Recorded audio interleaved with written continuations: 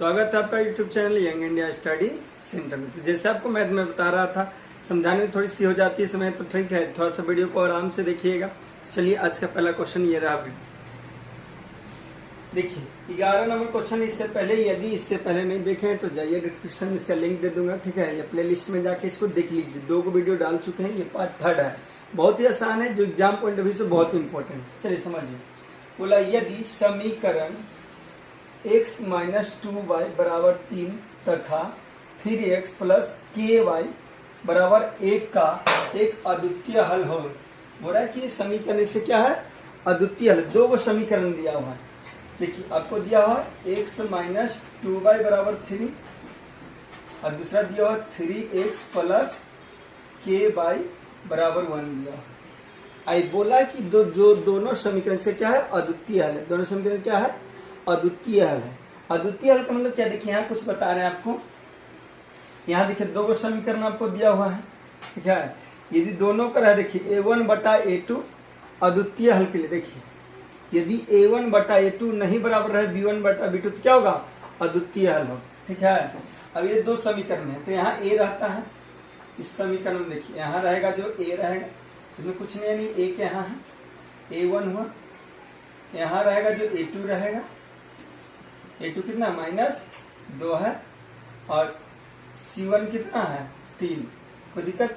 यहाँ रहेगा जो a1 रहेगा, यहाँ रहेगा जो b1 रहेगा, यहाँ रहेगा जो c1, ठीक है ना। 1 1 यहाँ a1 यहाँ b1 यहाँ c1 यहाँ। अब यहाँ देखिए इसमें इस समीकरण में तो यहाँ a2 कितना है 3 है, यहाँ रहेगा जो b2 रहेगा, b2 कितना है k है और c कितना है 1। तो दिक्कत।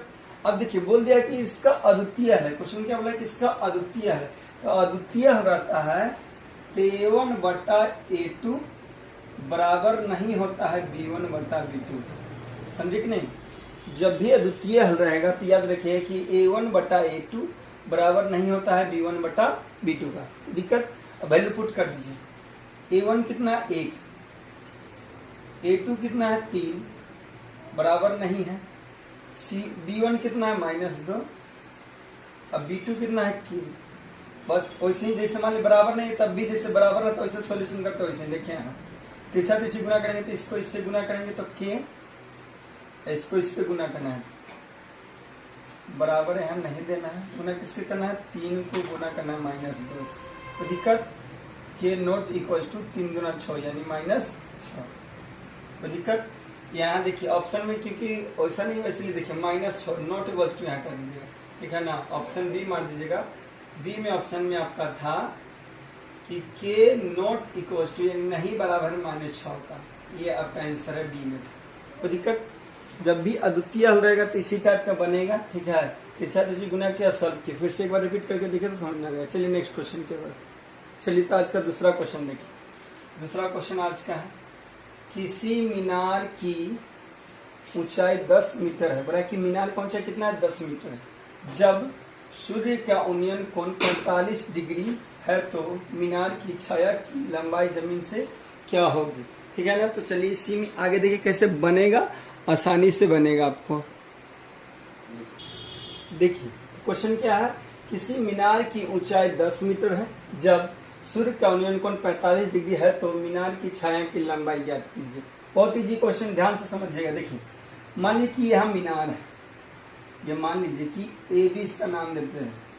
ए बी क्या है, मीनार। मीनार मतलब कोई भवन है, ठीक है। अब भवन है तो छाया इससे बनेगा, इधर छाया बनेगा, छाया मतलब उसका प्रतिबिंब यहाँ बनेगा। अब बड़ा सूर्य का उन्नयन कोण यानी सूरज मामा यहाँ है, ठीक है। यहाँ कोण बनाएगा, यहाँ कोण बनाएगा ना, कितना का डिग्री का बना रहा है, 45 डिग्री का बना रहा है, ठीक है ना। तो बोला है कि छाया की लंबाई यानी इसका लंबाई ज्ञात की। बहुत ईजी। बोला किसी मीनार की ऊंचाई 10 मीटर है, यानी इसका मीनार की ऊंचाई कितना है, 10 मीटर। तो दिक्कत। जब सूर्य का उन्नयन कोण 45 था, तो सूर्य का उन्नयन कोण 45 हो, तो बोला मीनार की छाया यानी ये मीनार है और यहाँ मान लीजिए छाया सी, मान लीजिए AC क्या है, ये छाया है, क्या है, छाया, ठीक है। तो यही निकालना है। बहुत ईजी। देखिए ये मीनार का ऊंचाई है, जो हमेशा याद रखिएगा जो बेले रहेगा वो जो निकालना रहेगा उसमें देखना है रिलेशन कौन बताता है। देखिए ये लंब है, क्या है, इसको हम लोग कहेंगे लंब, और नीचे जो छाया इसको क्या कहेंगे, आधार। तो हमको देखना है ट्रिग्नोमेट्री में, क्या चीज में देखना है, ट्रिग्नोमेट्री में देखना है कि लंब और आधार में रिलेशन, संबंध कौन बताता है। तो हम लोग जानते हैं कि लंब और आधार में टेन थीटा बनाता है, पता है ना, लंब बटे आधार, टेन थीटा बराबर होता है बाबू लंब बटे आधार। थीटा के जगह देखिए कितना 45 डिग्री है, थीटा के जगह कितना डालेंगे 45 डिग्री। लंब कितना देखिए, लंब ये जो मीनार था वो लंब है, लंब कितना 10 मीटर। आधार आपको निकालना है, आधार क्या, छाया है, छाया को बीसी यानी छाया रहने दीजिए, छाया या बीसी कर दीजिए, दिक्कत समझा रहा है। अब चलिए टेन 45 का मान 1 होता है, टेन 45 डिग्री का मान कितना होता है 1, टेन 45 का मान 1, ऊपर 10 मीटर है और नीचे में छाया है, ठीक है। अब देखिए तिरछा तुच्छी गुना करेंगे तो छाया हो जाएगा, यानी कि लिख सकते हैं छाया यानी BC बराबर कितना 10 मीटर, ठीक है। यानी कि 45 डिग्री का जब भी बनेगा तो याद रखिएगा जितना ही रहेगा उतना ही ये रहेगा, हमेशा 45 डिग्री हम बना के आपको बताएं, लेकिन जब भी 45 डिग्री का कौन बनाएगा तो याद रखिएगा कि यहाँ जितना रहेगा उतना ही बनेगा, ऑब्जेक्टिव में रहेगा तुरंत मार दीजिएगा। आंसर कितना आएगा इसका 10 metre, option C is right answer, clear ना। चलिए आगे बढ़ते हैं।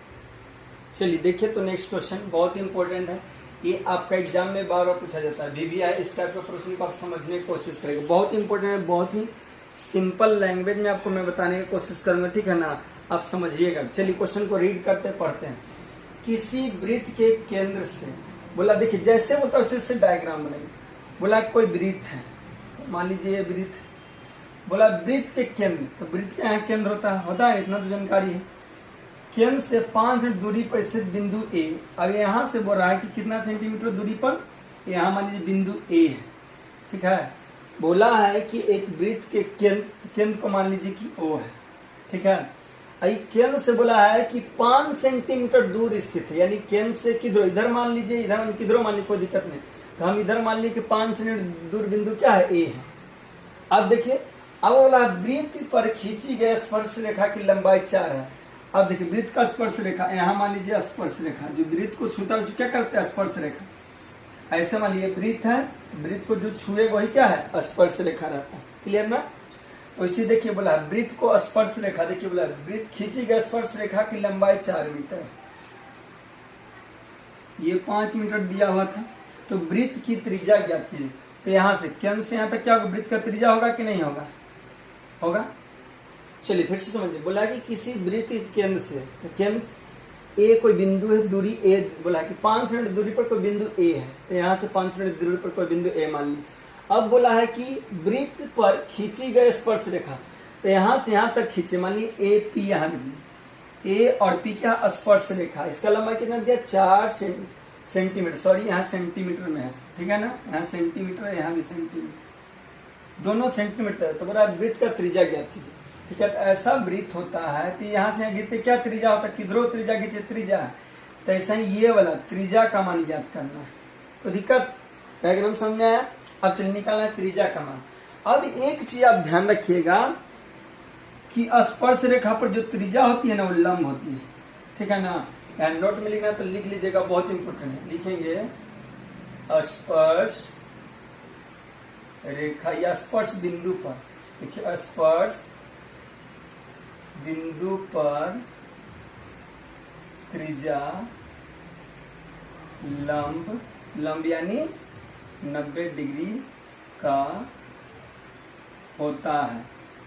तो दिक्कत लिख दिए कि जो स्पर्श रेखा, देखिए यहाँ से यहाँ तक स्पर्श रेखा रूल होता है, ठीक है ना। 10.1 परिमेय पढ़ लीजिएगा, 10.1 परिमेय कहता है कि स्पर्श रेखा पर यदि त्रिज्या खींचेंगे ना तो इसमें क्या होगा लंब होगा, यहाँ क्या होगा लंब, यानी 90 डिग्री का कोण बना।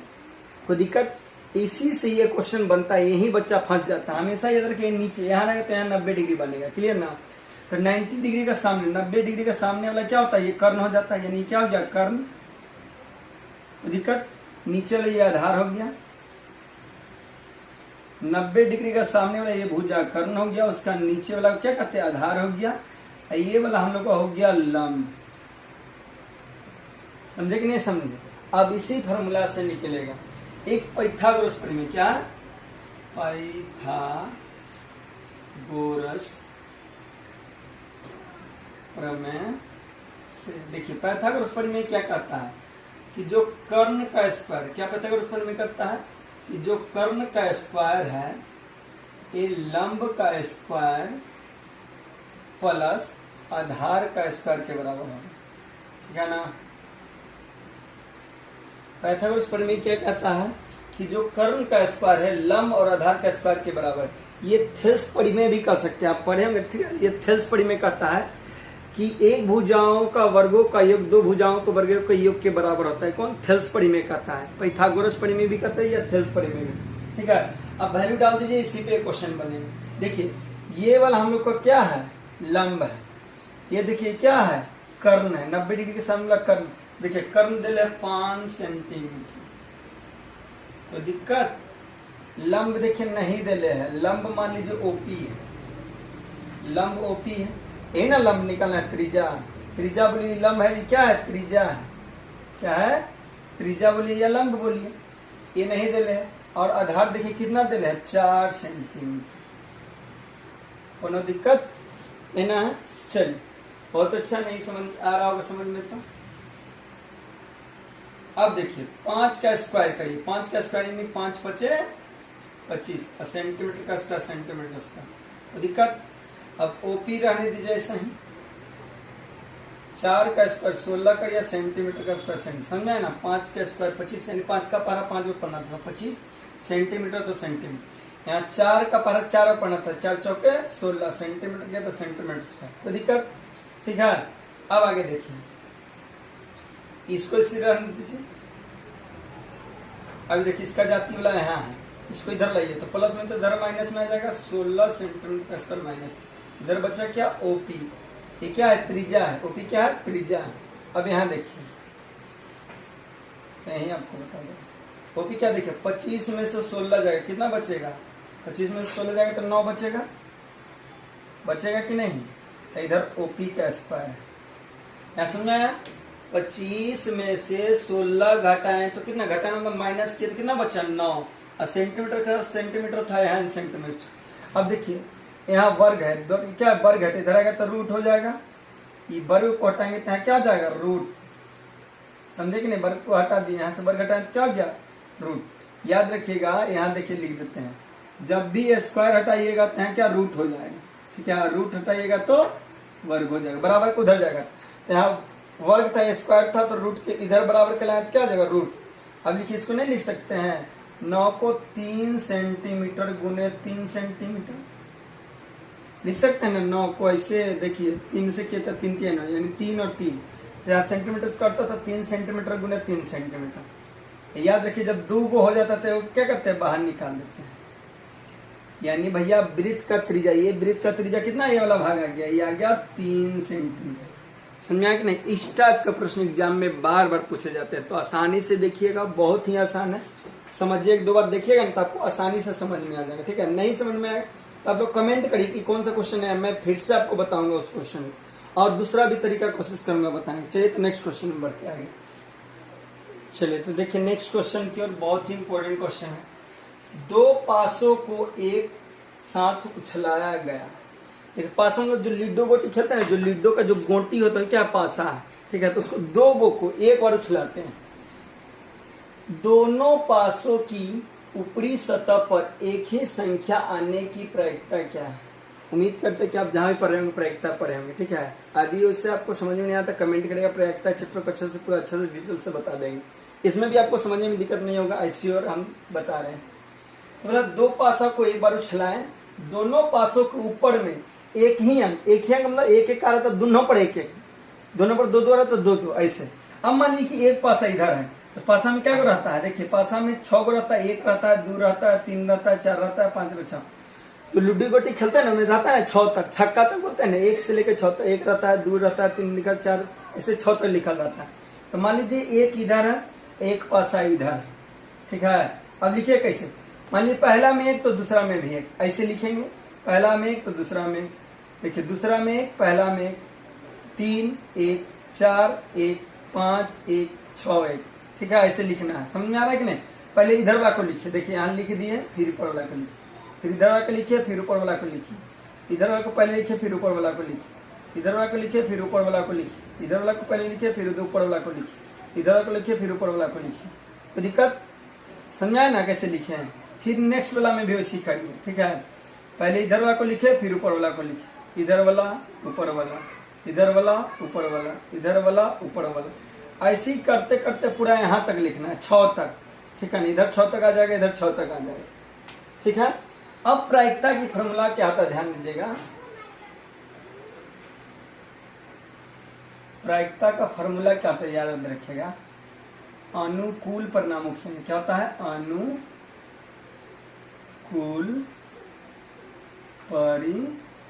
परिणामों की संख्या, अनुकूल परिणामों की संख्या बटा में होता है कुल परिणामों की संख्या, कुल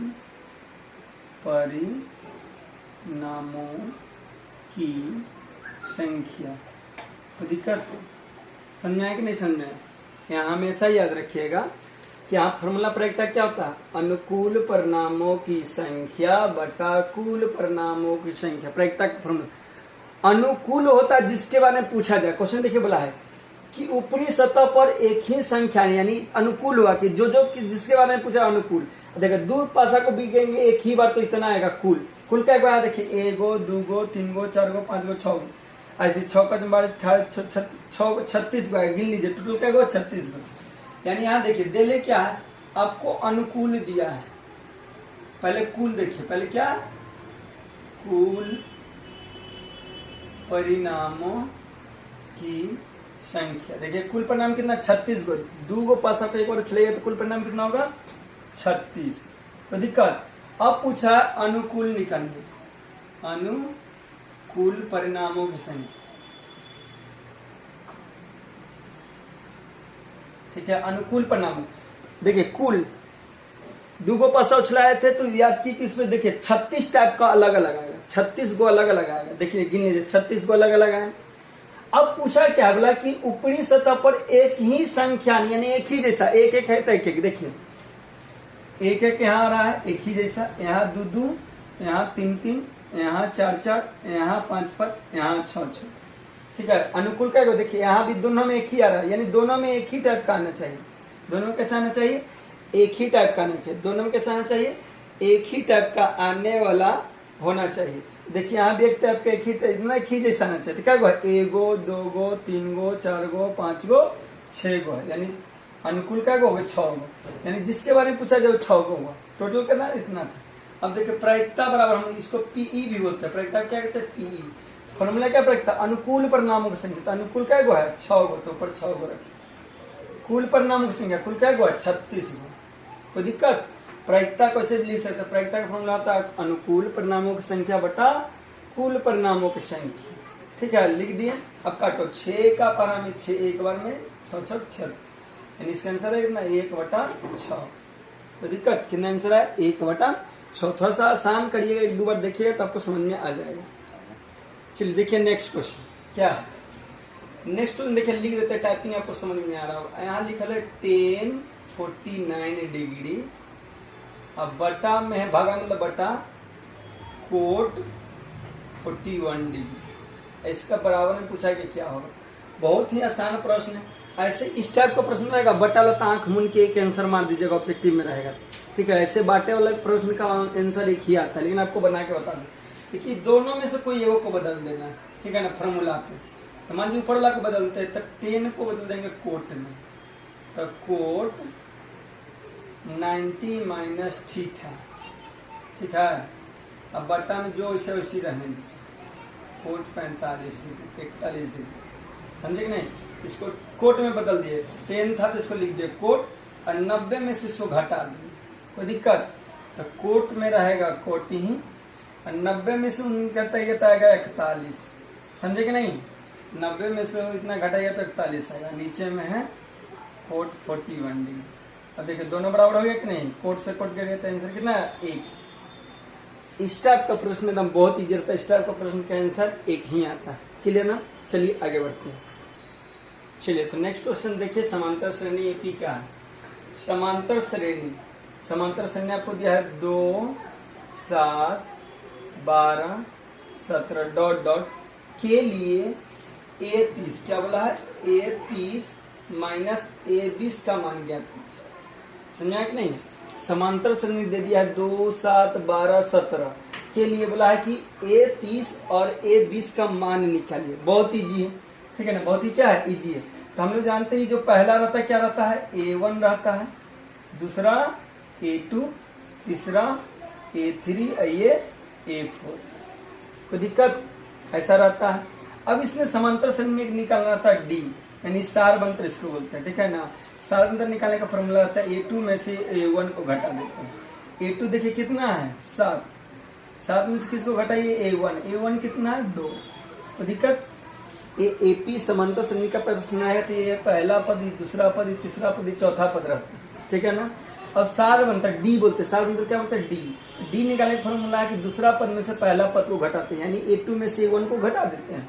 A2 कितना, तो देखिए 7, तो 7 रख दिया, माइनस था तो माइनस किए, A1 कितना 2 तो 2, तो घटाइए कितना आ जाएगा 5, यानी D आ गया 5। अब निकालना क्या, देखिए निकालना आपको ये वाला है, निकालना है A30 माइनस A20। एक फार्मूला होता है, याद रखें, ठीक है। जैसे कि मान लीजिए हमको A10 निकालना है, तो फार्मूला लिखिएगा A प्लस एक घटा के 9D, ठीक है। हमेशा देखिए A10 का फार्मूला लिखना है तो पहले A लिखिए, यहाँ जितना दिल रहे उससे 1 घटा के, तो देखिए 10 दिल था तो यहाँ 9 और D लिखना है। मान लीजिए हमको A50 निकालना है तो पहले A लिखिए, एक से घटाइए तो 49 और D लिख दीजिए। समझ आ रहा है कि नहीं। अब मान लीजिए A100 हमको निकालना है तो पहले A लिखिए और 100 में 1 घटाइए तो 99 और D लिख दीजिए। मान लीजिए कि हमको A50 निकालना है तो A लिखिए पहले और 50 में 1 करिए तो 49 और D। समझ आया कि नहीं। मान लीजिए हमको A5 निकालना है, क्या निकालना है A5, तो पहले A लिखिए और 5 में 1 कम करिए तो कितना हो जाएगा 4 और D। समझ आ रहा ना कैसे फॉर्मूला कैसे आ रहा है, समझ आ रहा। चलिए उसी तरह से करना, देखिए हमको A30 का फॉर्मूला रखना है तो पहले A रखेंगे, प्लस करेंगे 30 है तो क्या कर देंगे 29 और D, ठीक है। A30 का फॉर्मूला समझाएं कि नहीं अभी आपको, इधर समझाएं। अब मान देखिए A30 का हमको फॉर्मूला रखना है, क्या बोले, पहले E लिखिए, प्लस दीजिए, इसमें 1 घटा दिए यानी 29 और D लिख दीजिए, लिख दिए, ठीक है। यहाँ देखिए माइनस है तो यहाँ माइनस दीजिए, अब ब्रैकेट में रखिए क्योंकि इसका देखिए अब A20 का फॉर्मूला लिखना है। आपको बताया पहले A लिखिए, प्लस दीजिए, 20 में 1 कम करिए तो 19 और D। A20 का फॉर्मूला क्या होगा A प्लस 19D। तो दिक्कत, अब मान रखिए A का मान देखिए कितना, A का मान कितना है, देखिए A का मान देखिए समीकरण इसमें A का मान कितना है 2, 29 और 7 में रहने का मतलब गुना, यानी गुना D का मान कितना आया 5। समझाया। A का मान दे ले था 2 रख दिए, प्लस था तो प्लस दिए, 7 में गुना यानी 29 गुने D का मान रखता, D निकाले थे 5। समझ आ रहा। अब देखिए हम माइनस है तो माइनस, A का मान देखिए कितना दे ले 2 तो 2 प्लस 19, 7 में रहने वाला गुना और D का मान कितना है 5। समझा। अब सॉल्यूशन करिए, सॉल्व करना है 2, अब 29 को देखिए 29 को गुना करना है 5 से, तो 9 पचे 45 के 5 हाथ में 4, 5 दूनी 10 और 4 14। समझा है ना। 9 का पारा 5 तो 9 पचे 45 के 5 हाथ में 4, 5 दूनी 10 और 4 14। इसको सोल्व किया तो 145। समझ आया। चलिए अब यहाँ देखिए माइनस है तो माइनस दीजिए, अब सॉल्व करिए 2 है, 19 पचे 95, ठीक है। अब आगे देखिए सोल्यूशन, ये दोनों को जोड़ दीजिए, कितना हो जाएगा, यहाँ तो 7 हो जाएगा, ये दोनों को जोड़ना है, दोनों को जोड़ दीजिए, ठीक है। तो 147 में 2 जोड़े तो 145 में 2 जोड़े तो 147। अभी दोनों को जोड़ दीजिए, कितना हो जाएगा 97 हो जाएगा। अब दोनों को घटा दीजिए, 147 में से 97 को घटा दीजिए, यहाँ से 0, यहाँ देखिए 14 में से तो 9 जाएगा तो कितना बचेगा 5, यानी इसका आंसर कितना आ गया 50। समझे कि बहुत इजी स्टेप के प्रश्न, ठीक है, बहुत इजी है। दोबारा देखिए आपको समझ में आएगा श्योर, ठीक है। तो चलिए नेक्स्ट क्वेश्चन की ओर बढ़ते हैं। देखिए तो वीडियो को बड़ा नहीं करते हैं, ठीक है। आप लोग बस प्यार बनाए रखिए। आप लोग क्या करिए, यदि वीडियो अच्छा लगता है तो शेयर करिए, दोस्त जितना भी इनको शेयर कर दीजिए।